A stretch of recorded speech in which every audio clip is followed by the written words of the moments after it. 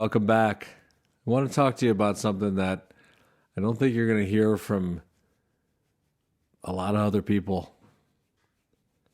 It's something that's very near and dear to me.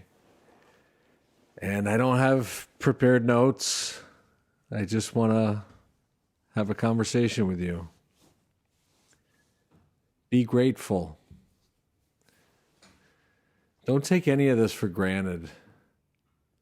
All the horrible open mics, the long drives, not knowing where you're going to get enough money to get a hotel room, or the wonderful gigs you have where they put you up in a 5-star resort or they fly in, whatever level you're at.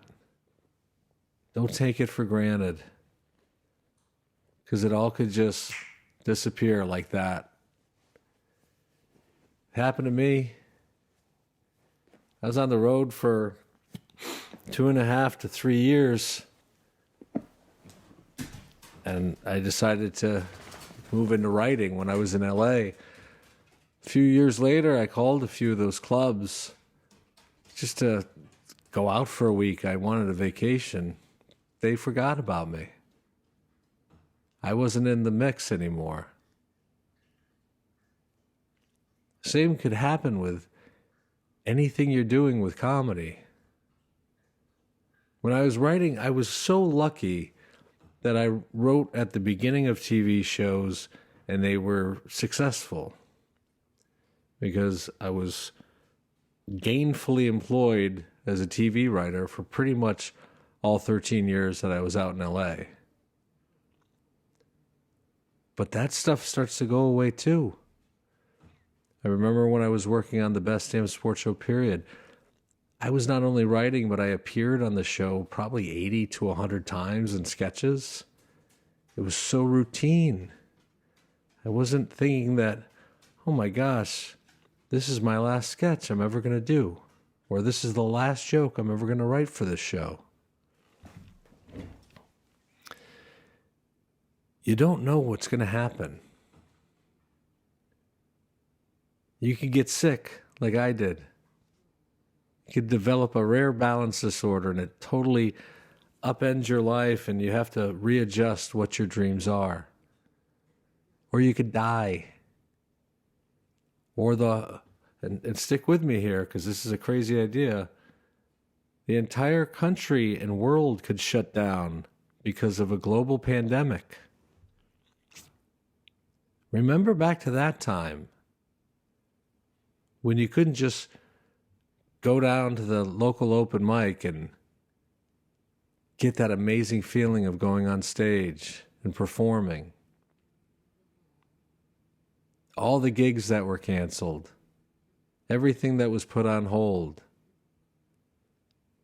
There was an open mic in a nearby town in the city of Albany.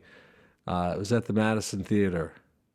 It was one of these old theaters that had an actual stage and then the movie screen. It was great. Comics would really pack it out, it looked like. I went a few times, and then one day, all of a sudden, poof, they decided no more comedy. They didn't want to do open mics there anymore. I don't know if there was a new manager or, excuse me, or if it was sold to another company, but that place that was so welcoming and so great for the comics in my area was just gone. They didn't expect it. And think about how much time they spent there before the show, during the show, hanging out after, just being around fellow comics. It's one of the things I miss the most, not living in Los Angeles. I'd go to the Improv 7 nights a week just to be around other comedians. It's who I felt comfortable with. We could joke about anything, and all of us understood that, hey, as dark as this may get, we're just goofing around with each other. In my writing career, I always had the fear in the back of my mind that, hey, if I get fired from a job or I lose a job, a show goes under, I'm probably not going to write on another show. I can't go to monster.com. I mean, indeed.com is the thing now, but I can't search for TV writing job, comedy. There's not a lot of openings for that. You have to know people and be recommended. But while that was a fear, while I was in the mix of all of it, I didn't stop and go, wow, this is great. I appreciate this. And I'm not going to take a moment of this for granted. No, because I'm busy day to day and I have my complaints about certain things that I have to do. And, oh, they don't like this joke, but it's killer, but they think that it's bad for TV. Whatever. I miss my coworkers. You never think things are going to end, but they do. I mean, there's so many variables. The economy could crash really bad. And what do general people start pulling back on? Entertainment. The comedy shows are not going to be what they were, if there are any. You could be accused of someone, or you could be accused by someone of something you didn't do. Try fighting that. Try seeing who's on your side then.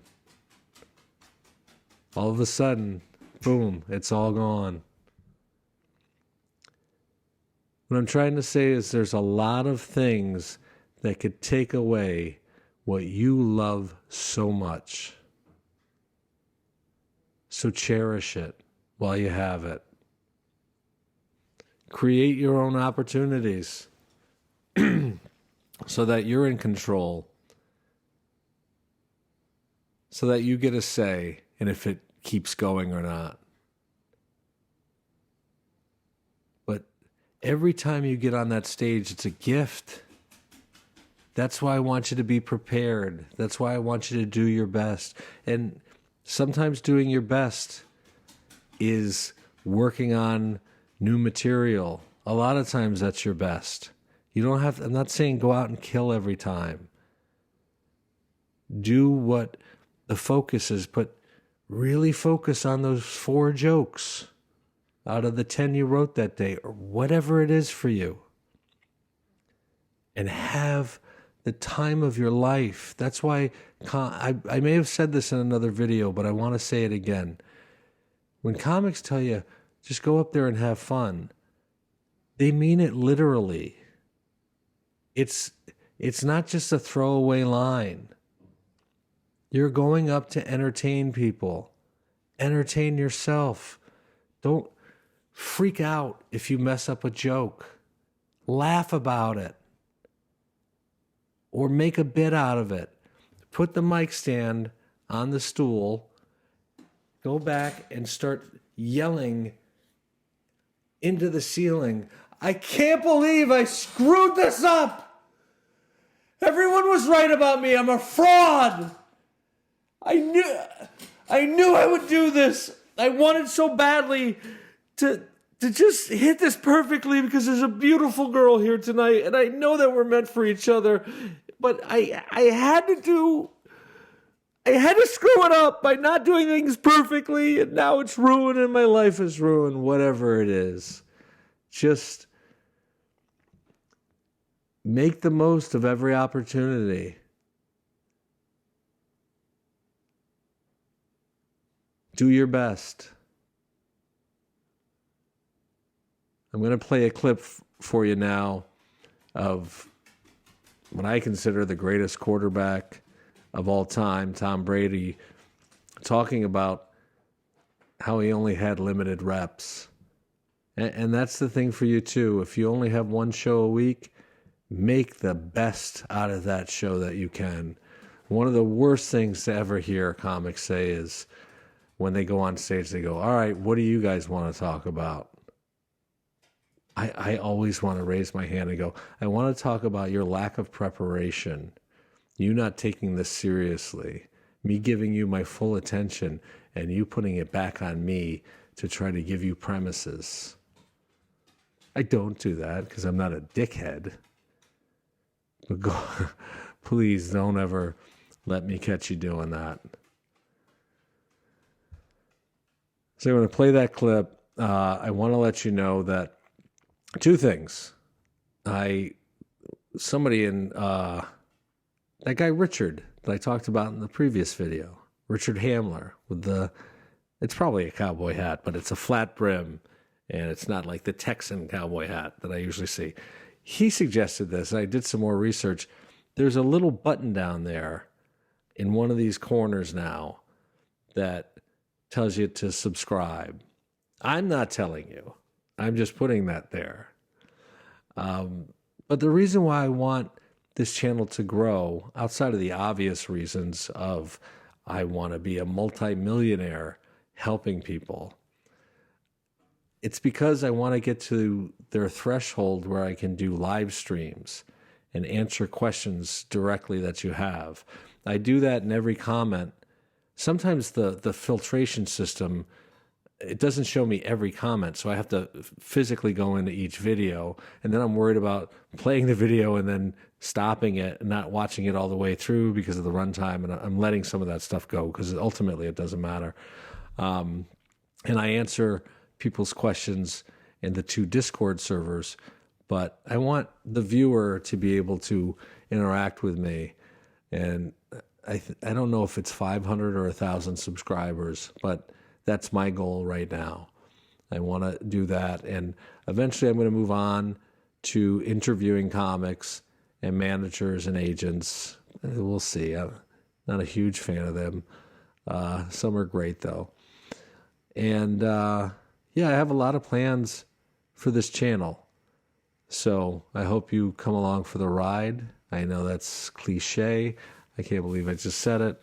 But I wanted to just do a video where I talk to you. And this is the second point. I recorded this once already. And I didn't have this plugged in. So I put the audio from my iPhone through Adobe's rigmarole where they clean it up and all that. It sounded so robotic in certain points that I was like, oh, this is good enough. But then I was trying to fix it and I go, wait, this is literally a video about being grateful, not taking it for granted, and doing your best. And I'm going to just try to do enough because I don't want to do it again. That's the shift in the mindset. I remembered, oh yeah, I don't have to do this again. I get to do this again. You don't have to do stand-up. But right now you get to. So enjoy it. Thanks for watching. Hope you find me again. Time that the guys ahead of me were getting more opportunity than I was. There was a certain amount of repetitions in practice. The starter would get 20, the backup would get 10, and I would get 2. And I'd go in and I'd say, well, how can I ever get better? All these guys get all the reps and I only get 2. And he said, just go in there and focus with the 2 that you got and make them as perfect as you possibly can. So I said, okay.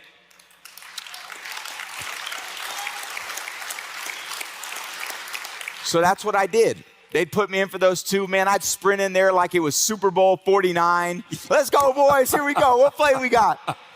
And I did really well with those 2 because I brought enthusiasm. I brought some energy, and I had a little more confidence in myself. And it went from 2 reps to getting 4 reps because those 2 were pretty good. Then I had 4 good reps.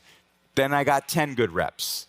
And before you knew it, through this new attitude, through this new shift that Greg had said to me, focus on what you can control. Focus on what you're getting, not what anyone else is getting. Whenever you get an opportunity, you take advantage of it. You treat it like it's the Super Bowl. You treat it like it's game day. Go out there and treat practice like no one else does.